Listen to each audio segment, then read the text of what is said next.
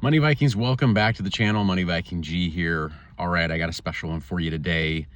3 creative ways to get rich. We're going to talk about that. I'm going to talk about a lot of things in this video, so kick back, relax, put it on in the background. This is going to be informative and inspirational as always. I wanted to share some new information, some exciting things coming, and wanted to also do a shout out. I want to start out with a shout out. I made friends with a very good investor, accomplished personal finance expert, Nathan Barkosi. His new book is called Old Wealth, New Wealth, True Wealth. And I'll be doing a full book review on it, but I'll put a link below. Please check it out. Really interesting story and a lot of insight in terms of building wealth. So that is coming. Also, of course, check out Wealth the Money Viking Way. You guys know about this book, of course. And you know, this book in a lot of ways is a toolbox, Swiss Army knife for the middle class. That's why I wrote it. I come from the middle class. And in my mind, that is what makes this nation, this country, and the world great, is when you have a thriving, strong middle class in this country that is able to support their families, is able to take some, vacations and travel a little bit, is able to have health care, is able to put some money aside, and is able to build wealth over time as they work through their career. And ideally is able to leave a little bit of a legacy as well for their kids to build upon. So I really believe that's the ideal. This is the Swiss Army knife toolkit to get there. This has everything in it from, the basics of budgeting to what I call investing longboats. Investing longboats are the vehicles that are going to allow you to build wealth. In my book here, I talk about, how many do I do? I talk about 6 investing longboats. There's more than 6. There's a lot of ways to build wealth, and you'll have to find your own unique blend of doing that. But in the book, I do talk about 6 of them, and I will talk a little bit about them today in ways to build wealth. It is a time to consider, so it is, spring is here. It's a time for resurrection. It's a time for rebirth. And so I think that is a good theme to keep in mind at this time, because the world and the markets and assets are going through a bit of a tumultuous period. As we know, the Dow S&P have been drawn down quite a bit. I would caution to not overreact. That has always, in my mind, been the downfall of investors, is overreacting to some of these things. Now, I do think this current situation is pretty serious, partly because it affects energy so much, and it affects world energy. So that has serious consequences, as we know, for building wealth and for people's life and likelihood of recessions and all that. But remember, even if we go into recessions do not last forever. Recessions usually have a, they have a lifespan. They have a point which they begin and then they end. And, the duration can actually be sometimes quite short of a recession. Now, we don't know what's going to happen here, but I, again, would caution against end of world thinking, because that gets amplified. It gets the best of us, especially when it comes to wealth building. I've known over the years many people that have sold all of their assets due to a president that they didn't agree with, both right and left, or they have seen a world event happen, a European financial crisis, 9/11, the Great Recession, the housing bust. They'll see these turbulent things happen. They'll get very scared. They'll think everything's going to zero, and they'll sell everything.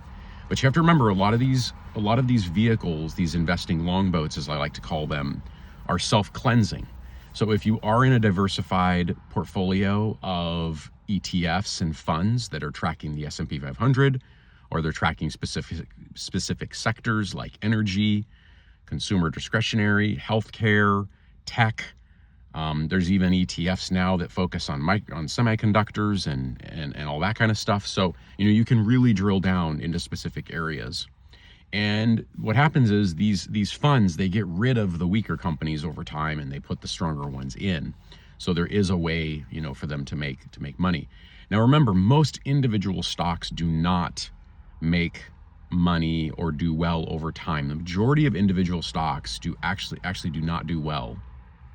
That is why I'm such a fan of ETFs and funds. So, and I talk about that in the book, Wealth the Money Viking Way. It is one of the investing longboats. So, do want to talk about a couple of sort of more unique ways to build wealth. One of them I'll be talking about more as we go forward, and you guys know I've kind of had this theme throughout the entire channel, is I do like to talk about collectibles. So from what I can tell, it's very interesting right now. Collectibles are still pretty hot. They're not the ones really that I'm into, but things like One Piece and Pokemon are still hot, some comics. And I do track comics quite a bit, and the prices do continue to rise. It's very interesting. I don't think it's a good, foundation for building wealth. I would not put 90% of my assets into comic books or anything like that. But, I talk about it as one of my investing longboats. Having 5 or 10% of your assets in alternative things such as art and collectibles, may not be a bad idea. Number one, it can be something that you can enjoy throughout the journey. It's a little bit different than an investment account because, you actually have a physical object that you can adorn your walls with or put in your office or whatever it might be that you just gain pleasure from. You just see it and you just think it's beautiful or it has meaning to you. So, that one in my mind is definitely worth looking into. You do need to take care of your collectibles. It's all about condition. Condition is critical with collectibles. If you ever watch the show Pawn Stars, you know that so often they'll be talking about the condition of something in terms of a collectible when it comes in the door. So, all right. The second one is a total departure from that. I want to talk a little bit about where we are with crypto right now. So we are going again through a bit of a crypto winter, through a bit of a Bitcoin crypto winter. I put this again in the bucket of the 5 to 10%. I always have. I've made money with crypto. I've made money with Bitcoin, but I've always kept it in that 5 to 10% range. And again, it's really a lot of it is the volatility. You'll see the volatility, and I've always, in terms of a foundation for a diversified portfolio, I've always gravitated towards things like the VIG and the VOO, the Vanguard Dividend Appreciation Fund. I especially like a Dividend Aristocrats, very strong companies that are able to pay out a dividend over a long period of time. They have a long track record, and I buy diversified baskets of those. You're getting the dividend and you're getting the growth power at the same time. So, combining those types of things, that's when you get into that world of investing trifectas, which I also talk about in Wealth the Money Viking Way. Investing trifectas are harnessing several forces to move you in the direction of building growth, and it really is that compounding effect where the money is working harder for you, you're not working harder for it. So that's important as well. Now, if you are, and my third thing I'll talk about is something that actually doesn't get a lot of love or attention, but I do think should be considered, especially during times right now. So with the sudden drawdown of the market and everything kind of being down in the dumps, it is a time to analyze and think about bonds. I have a whole chapter on bonds in here. Bonds are notoriously kind of boring. People think of bonds as very boring. They aren't risk-free. People can lose money in bonds, but typically with bonds, you're going to get a very steady interest rate on your money.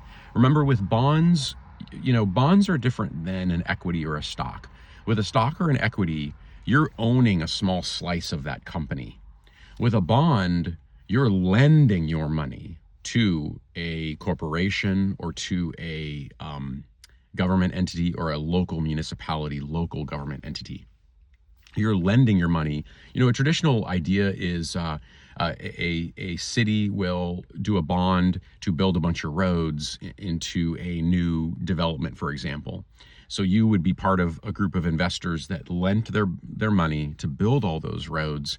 And then as that tax base increases, the city pays back the bond to you with a coupon note, with with a interest rate back to you. So you could make 4 or 5% on your money as they pay it back to you, usually monthly. So, or quarterly, could be either way. All right, and then at the end of the maturity of that bond, you get all your money back. Now, bond ETFs and funds, they can be traded just like stocks. And so you don't need to hold until maturity. It's not like you have to hold a bond. There might be some confusion out there about bonds. It's not like you have to hold a bond for, if it's a 30-year bond, you don't have to hold it the whole 30 years unless you own that direct bond. Most people's exposure to bonds is probably through a basket of bonds, through a fund, or an ETF of some kind.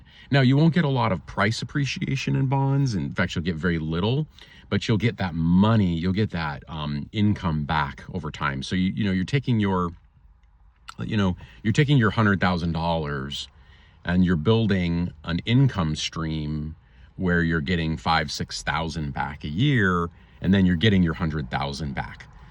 So really a lot like a certificate of a deposit as well.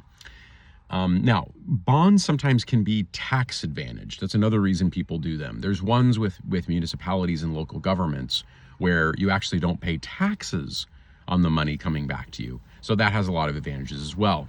But again, people go to bonds to deal with the kind of anxiety of the up and down market. So the market's come down a lot now, and so people have felt a lot of anxiety, a lot of fear. Well, bonds, if you have 20% of your portfolio, 30% in bonds, that 20 or 30% of your portfolio is not going to experience that drawdown. It's going to stay pretty intact, and it's just going to sort of steady as you go. So that's another one. So I've got other investing longboats in my book, so please check it out. I'll put links below to the books that I mentioned. And with that, have a wonderful week. God bless you all, and best wishes on your wealth building journey. I do appreciate you all tuning in. Please like and subscribe to the channel as I continue to try to grow the channel and grow our wealth building community.